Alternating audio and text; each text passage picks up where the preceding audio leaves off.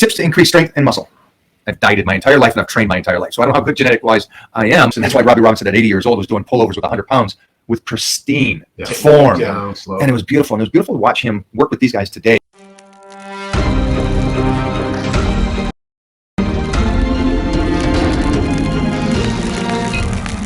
Thank you, Team Titan. I heard Mike mention when doing squats, think like a spring going down and exploding up. What is a good tempo to do? Do different exercises have different tempos? Oh, for me, I think it's the individual. And I think what was great today, and I don't think we captured it, but we have Robbie here all the time, so I will capture it next time. There's a loading that for me and Robbie, I've noticed this. And I've noticed this with other guys, but maybe a little senior, me being a senior to these young kids. We load the weight, like he was just talking about, like a spring. So that first rep is if you can visualize this, I'm never going down. I'm always forcing it up, but it's lowering. And I'm getting ready to explode up and taking my time and letting the body contract and stretch into that smaller position.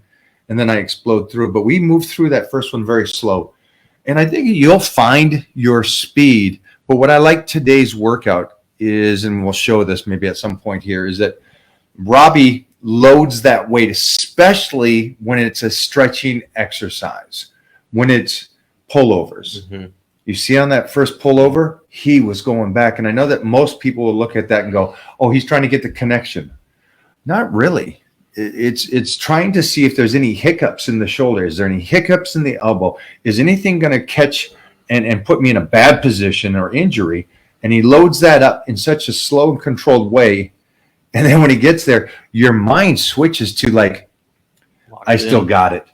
I can crush this. And that's why Robbie Robinson at 80 years old was doing pullovers with 100 pounds with pristine form. Slow. And it was beautiful. And it was beautiful to watch him work with these guys today and just little details that Robbie does. And so for that, I appreciate that question because I don't think a lot of people think of it that way. They just go, let me get down so I can get up. Let me get down so I can get up. And let me just flex it on the way up. And we're still here today because of it being slow and controlled and not being in a rush. I'll take it one further than that. I think a lot of people look at weight training, especially for body composite goal, bodybuilding purposes, as they just got to get the load from point A to point B as quickly as possible.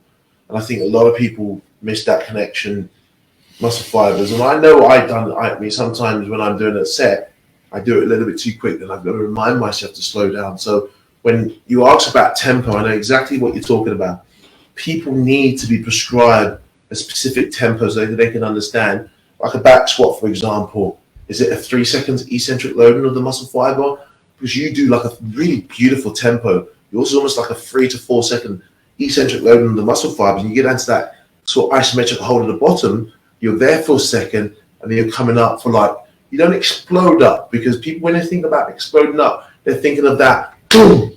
You don't explode up, you control the movement coming up. So it's almost like a 3 seconds eccentric loading, 1 second hold at the bottom, and 2 second concentric loading as he comes up. But he's in full control of every single part of that movement. None of that movement, because gravity has one thing. It's only going to go down. Yeah, it's going to pull you down towards the ground. So when you're loading the back squat, for example, it's very easy to just drop down, but it's very hard to control the weight going down.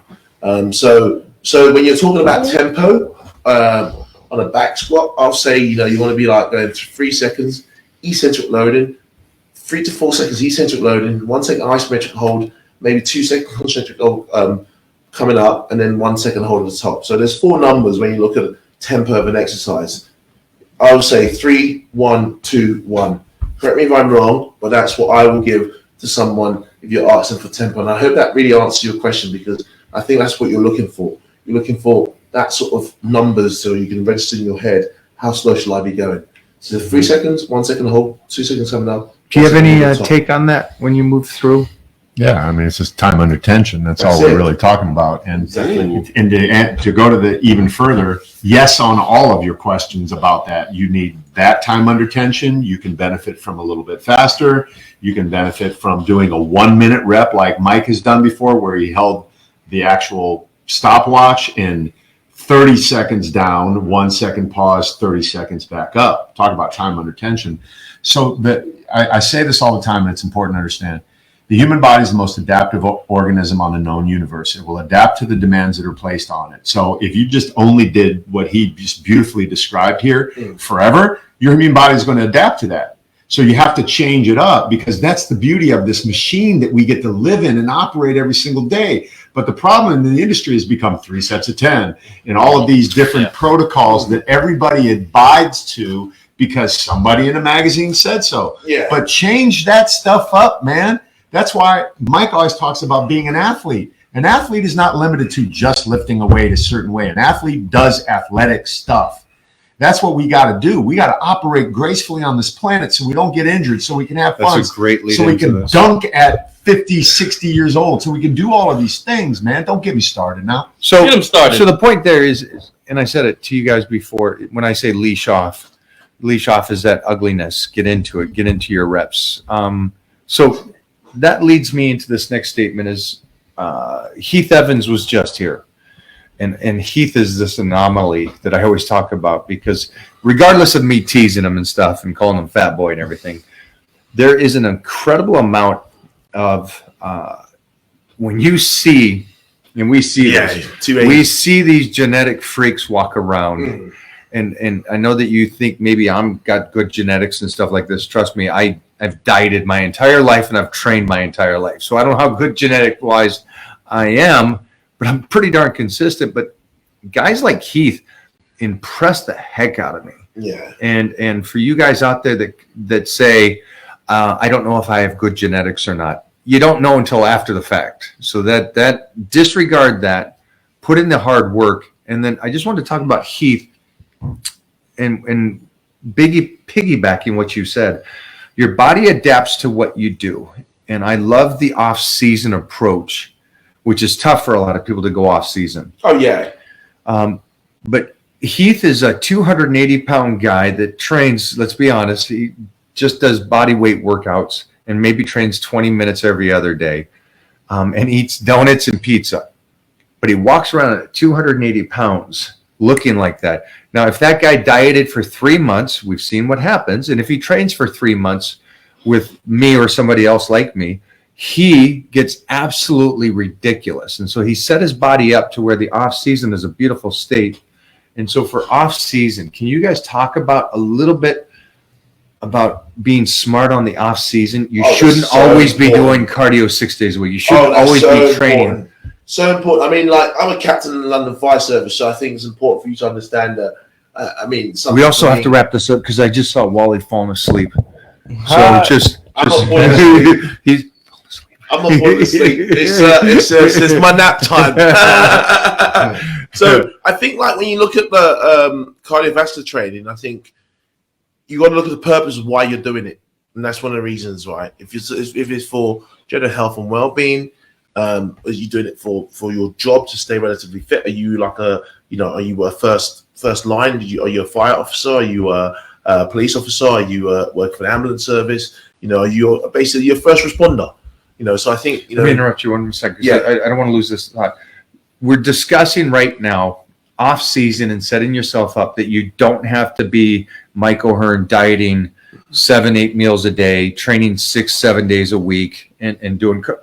I'm trying to explain to you, Heath has set himself up to where he's a healthy 40-year-old man raising 6 kids and living a full life. And so I'm just trying to get you guys to understand you don't have to be psycho to do this health and fitness lifestyle or live a healthy lifestyle. So please continue. No, I couldn't agree more with Mike that you don't have to go all out. People always say, I want to be like you. I want to be like you. I want to be like Wale.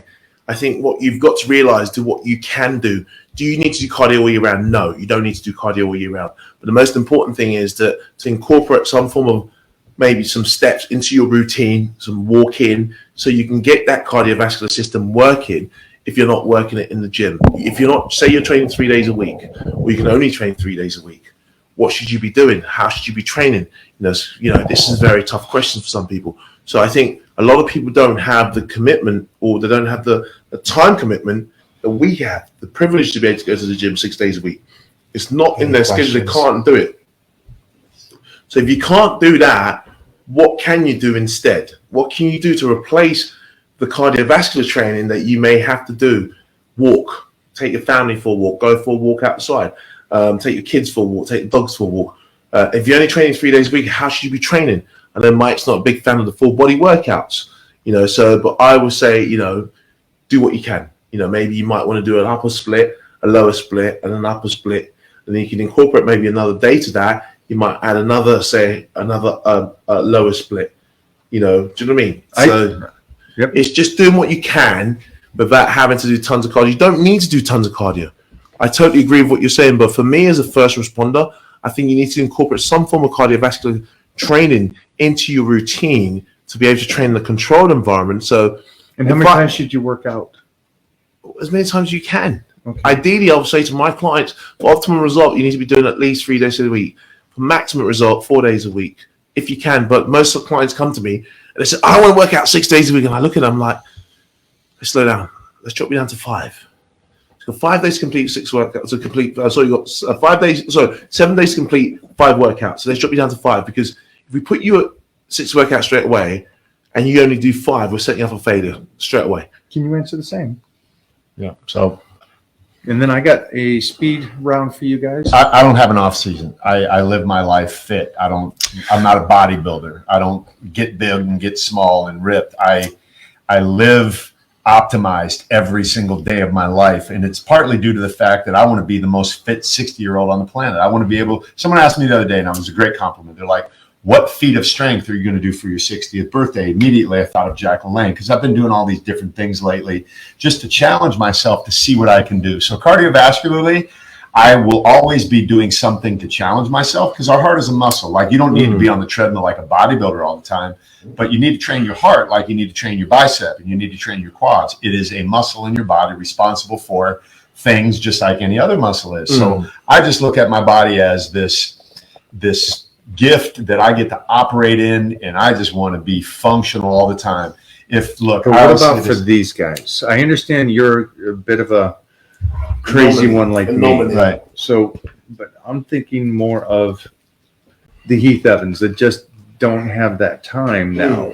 The fathers out here that are working. Wally said it. Do what you can the best you can. Don't let one thing ruin everything. Yeah. Don't let us say fasted cardio is the way to go, and then you throw the baby out with the bathwater because you can't do fasted cardio. It's your life. You are responsible for it. So you got to figure it out. I don't have the time. BS. You have the time. You have to manage your time better and fit exercise in. Look, here's the reality. Regardless of what fine points we give you, you have to exercise and eat right and get your mindset right and all of that, because if you're not, there's no treading water in between. You're either going that way or that way. Yeah. Period. There's nothing in between. So if you're doing jumping jacks and push-ups and body squats, do them as hard and as fast as you can within reason and get the benefit from those, because something is better than nothing. I totally agree.